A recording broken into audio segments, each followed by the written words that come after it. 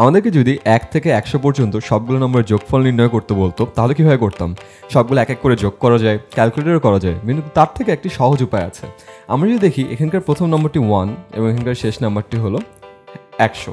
আমি যদি যোগ করি তাহলে আমরা পাই হলো 101। এখানকার দ্বিতীয় নম্বরটি 2, এখান থেকে শেষ থেকে দ্বিতীয় নম্বরটা হলো 99। এটি যোগ করলেও আমরা পাই হলো 101। প্রথম থেকে তৃতীয় নম্বর 3, শেষ থেকে তৃতীয় নম্বর 98। এই দুটি যোগ করলেও আমরা পাই হলো 101। তার মানে বোঝা যাচ্ছে এখানে যেহেতু 100টা নাম্বার আছে, 50টি এরকম 101-এর সেট পাওয়া যাবে। তার কারণ আমরা জোড়া জোড়ায় নাম্বার কাউন্ট করছি। তার মানে এখানে 101-এর 50টি সেট আছে। তার মানে 101-কে যদি আমি 50 দিয়ে গুণ করি তাহলে কিন্তু আমরা 1 থেকে 100-র যোগফল পেয়ে যাব।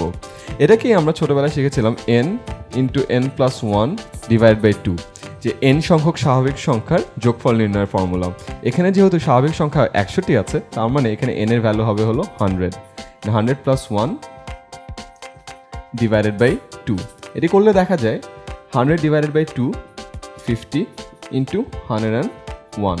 তার মানে এটা আর এটা কিন্তু সেম। আসলে এই জিনিসটাই এসেছে হলো এখান থেকে।